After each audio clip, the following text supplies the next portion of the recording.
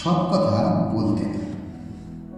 পরস্ত্রীর সৌন্দর্যের কথা আর অফিসের সঠিক মাইনের কথা নিজের বউকে বলতে নেই। হিন্দুদের সামনে গোমাংসের কথা বলতে নেই। রেলের কর্তাদের সামনে টাইম টেবিলের কথা বলতে নেই। ছেলে মেয়েদের পড়াশোনার ব্যাপারে শিক্ষককে বলতে নেই। আর পুলিশকে সততার কথা বলতে নেই। যখনই যা ইচ্ছে হলো বলে পড়ে ফেলতে নেই। ইচ্ছা আপনার করবে, জিভটা ফুসফুস করবে, গলার ভেতরটা কুটকুট করে উঠবে, তবুও বলতে নেই। আপনি ভাববেন পরিকল্পনার পাঠশালায় সব শালাই ভাবতে পারছে। ভাবতে নিশ্চয়ই পারে, কিন্তু বলতে নেই। আপনি ভাববেন হাসপাতাল, থানা, সরকারি দপ্তরগুলো ক্রমশ ফড়ে আর দালালদের মৃগয়া ক্ষেত্র হয়ে উঠেছে। ভাবতে সারাদিন ধরে পারে, কিন্তু বলতে নেই। এমনই বাজারে ছেড়ে দিলে 20 টাকার রোজের মুটে গিরিয়ে জুটতো না যে বেটা রাজনীতির সোনার কাঠির ছোঁয়ায় সে বেটা গাড়ি বাড়ি করে জনগণের মাথায় চড়ে ব্রেক ডান্স করছে।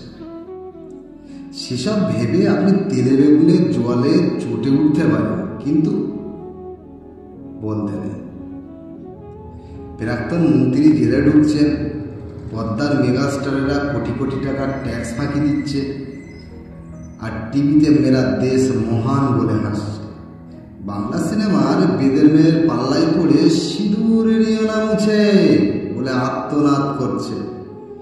100 টাকার ঢাউস পুজোর সংখ্যার উপন্যাসে কাহিনীর চেয়ে ছায়া আর ব্লাউজের কথা বেশি থাকছে। বুদ্ধিমান পরিচালক হাড়াবাদের জীবন নিয়ে সিনেমা তৈরি করে ফরেনে পুরস্কার হাতাচ্ছেন, আর 5 তলা হোটেলে বসে ফুর্তি মারছেন।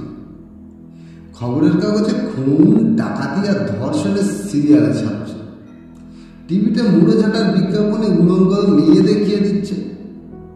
সব কিছুতে আপনি বিরক্ত হতে পারেন, কিন্তু বলতে নেই। কারখানার পর কারখানা বন্ধ হয়ে যাচ্ছে, শ্রমিকেরা বাটি হাতে ভিক্ষে করছে, গলায় দড়ি দিচ্ছে, আর ইউনিয়নের দাদারা রান্নাঘরে টাইলস বসাচ্ছেন, সাংসদ বিধায়করা প্রতি ক্রিকেট ম্যাচ খেলছে। দেখে শুনে আপনার বাপের নাম খগেন হয়ে যেতে পারে, কিন্তু বলতে নেই। বলেছেন কি ফেসেছেন। লাল বলবে এবারটা নীলের দালাল প্রতিক্রিয়াশীল, আর নীল বলবে ওবারটা লালের দালাল দেশদ্রোহী। মাঝখান থেকে আপনি নাকা, আপনার ধোপানাপিত বন্ধ হয়ে যেতে পারে।